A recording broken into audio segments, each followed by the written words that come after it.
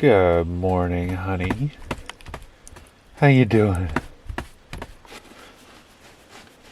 One of my favorite bits about this mooring is, for some reason, when it's dead calm, I always drift a little bit facing west, and so the boat just turns in such a way I get a perfect view of the sunrise.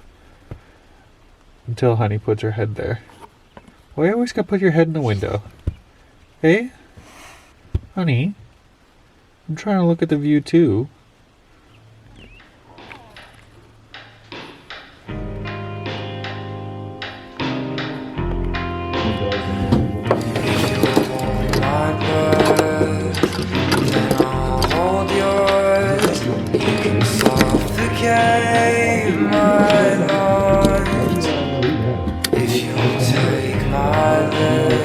Then I'll speak your words.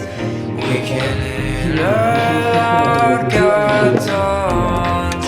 I don't know where we can disappear. If you go over there and I stay over here.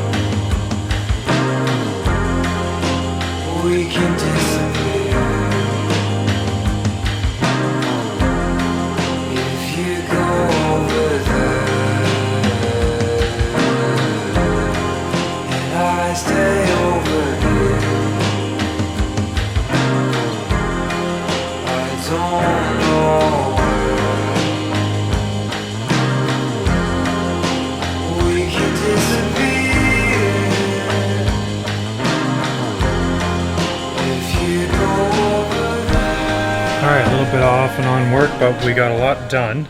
The paint has dried over here in the electrical cabinet, so come check this out. So this is an old can of Brightside, and this is 2 coats. It's come out pretty good. I only put 2 coats on the boat as well, so hopefully 2 coats will do it. I'm going to buy some Tremclad next, just for some of the interior stuff I've still got to do. I've done 2 coats in certain areas, and it didn't look this good. And it's not this thick and this like resilient.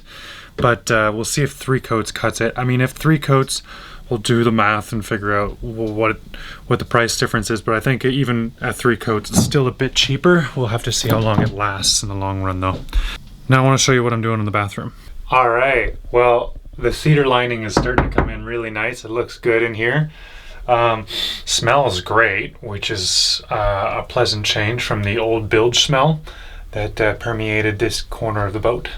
This isn't exactly tongue and groove. It's actually more of a shiplap siding kind of material. It was the most affordable option at the hardware store at the time. And its design allows the water to trickle down and not get into the walls and stuff. So that much is good.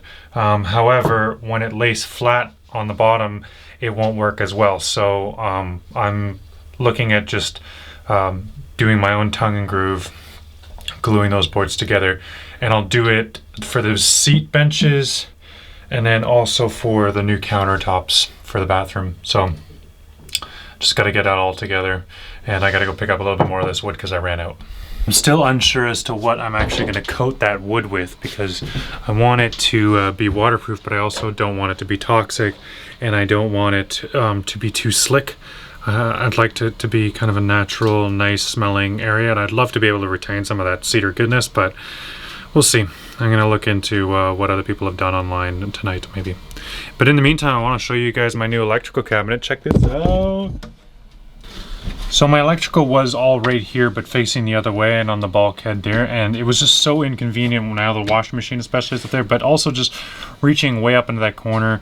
It was really inconvenient if there was an electrical problem and I needed to pull a fuse out or shut down something that was hardwired in. It would take a little bit, and in the meantime, like, damage would be done. So, like, say if like a hose popped and suddenly the water is spraying everywhere, and then yeah, this is much simpler. We have power coming in to the transformer, being distributed. Positive leads over to the fuse block, and then we got some sewn-off switches, and we got a distribution block down here. Now what I might do is I've got right now some of my bigger electronics directly wired to the fuse block, and then I've got a few things I will be wiring directly into here. But I want to wire the lights, the water maker, and some circulation fans all into the sewn-off switch. But I'm going to be powering quite a few fans and quite a few lights with those, so I think what I'm going to do is break up this terminal block down here into sections and then be able to wire everything to those sections through the sewn-off block. So that'll make wiring in some smart fans a lot easier. These will be able to power on whenever I'm topped up on power. If I'm not at the boat, all my fans can like turn on and circulate air throughout the boat and keep it from rotting out, which will be a real big advantage on a plywood boat. So I've got a whole complement of PC fans and other 12-volt fans that I can wire up. So hopefully once that's all done, it should keep the hard work I've done from rotting away. But this countertop, that's got to change. I loathe the coating and the covering anyways, and it's super not waterproof, and the water pools in weird ways, so the design is not that great. It was damaged before I even got on this boat, but I certainly didn't do it any favors by abusing the crap out of the sink. The sink as well, I'm not a huge fan of. I mean, it's utilitarian, but it's kind of ugly. I don't know. I'm looking for other options out there. If there's anything out there, I'll find it eventually, but I'd love like maybe a hammered copper or something cool. You know, turn it back into a bathroom sink. Some way to wash your hands, some way to stay a little clean, but you know, I'm not washing dishes in there anymore, so no biggie. So this is where I'm washing my dishes now. This is very similar to a full like industrial kitchen type of tap, at least in function. It's a lot smaller and it's probably not as durable, so I gotta be careful with it. But basically you turn it on here with this tap, and then this one is always on. You can just blast. That's a full tilt, and I can just bring it back a bit and it comes out less aggressively, which is nice. It's got really thin points up here, which takes a bit of pressure, which is why I went for the higher pressure pump to blast it through here. Hopefully that'll mean that I burn up less water in the long run. We'll have to do some tests and find that out. And then it also comes with a little filling spigot here, so I can just fill up my little glass of water. Now I made sure that I got something that was all stainless steel, because my plan is to also have salt water going through there. The tap right now, the salt water pump's not running, but hot side is fresh, cold side is salt water. So the idea is that I'll be able to just inundate my dishes with salt water, wash everything down the thing, and then at the last minute use some hot fresh water, squirt it down, and all that water goes through the hot water tank first and then feeds up to here. So I could set the temperature at the hot water tank to a nice comfortable medium temperature, and then everything that has a hot water tap, my shower, washing machine, and this tap up here, all around the same temperature. And then, you know, down the road I'm also going to get a freshwater spigot up here just for some drinking water that's not hot. But I haven't ordered that yet, and I haven't gotten more wood yet, and I haven't done a lot of those other purchases yet, because like a lot of you, I'm feeling a bit of the crunch from this COVID thing, and that's fine. You know, we'll all get through this together. My way of getting through this is eating up all the materials I already have lying around, because by God, I got a lot of materials lying around. There's loads of projects I can do, and I do not need any extra funding to get them done. So very happy to everybody who's supporting me on Patreon. And thank you for all your support. The paycheck there means a lot to me. I totally understand if some of you want to drop off right now. It's crunch time for everybody, so don't feel bad about that. No hard feelings. My overhead here is incredibly low, so if you've got a family to support, if you've got other stuff going on, I totally understand. So don't worry about that. In the meantime, I'm gonna go fish up some of those salvage materials and get to making some tongue and groove. All right, in a cost-saving measure, I have been scavenging, and I'll show you the first bit of scavenging I did. So these pieces of cedar here are all bits that I scavenged from garbage and offcuts and other stuff like that. But I'll be able to make a lot with this tongue and groove, so I'm gonna throw this on board, but we got another bit of scavenging to do too.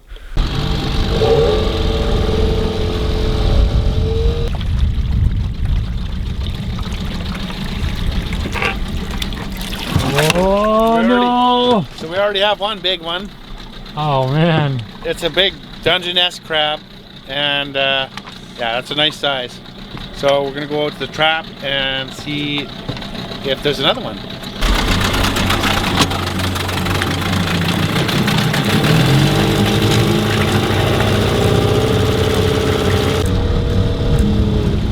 Alright, get it. I only wanna see you. I only wanna see you. All there's nothing outside. I caught a sea star. They don't taste very good. So it's got some old herring and some squid, all nicely fermented. Alright, well, we're just gonna have to deal with our one Dungeness, but this is a good opportunity for me to learn, and you guys to learn with me if you don't know, how to clean and prepare a crab, as taught by a Lasketian. This is a live crab, and this is usually it's quick and painless as far as the. Some people put them in the boiling water, whole like this, but all the guts and everything else is in there, and it kind of puts the flavor off a little bit. So I like to do it this way. And I give you no shit. And you want to grab all the legs, because you don't, and then they start the other part of the cleaning. They start moving around. So basically, shell, everything else. Those are gills there. Gills and mandibles and all that good stuff. And there's a big guts in there. See, when you clean this part, then it wants to move, right? That's why I hang on to all of it, because if you're doing this part and it twitches on you, Oh yeah, like, those are the it nerves kind of in creeps you out, like it's gonna pinch you or something. All right, there we go. It's a quicker, more humane death than throwing into boiling water, right? So now that the crab is clean, before we eat it, we want to put it in boiling water for about, I'd say, a minute and a half, 2 minutes max, somewhere in there. That's it? Yeah, you don't want it. If it's overcooked, it gets mushy. Really? I'll walk you home, but stay tonight. Look at that.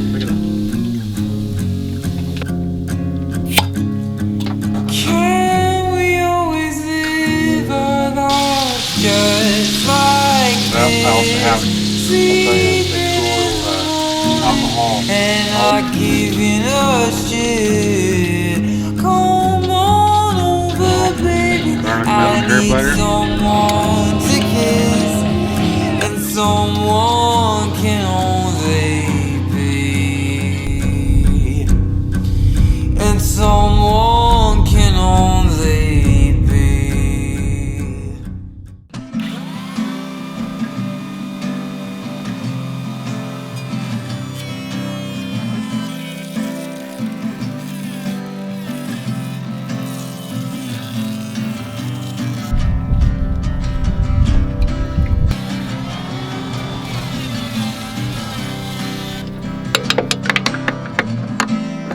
Built it up and knocked it down. Watch her walk out the door and then drop to the ground. A kiss and a shrug. Is that what you meant by love?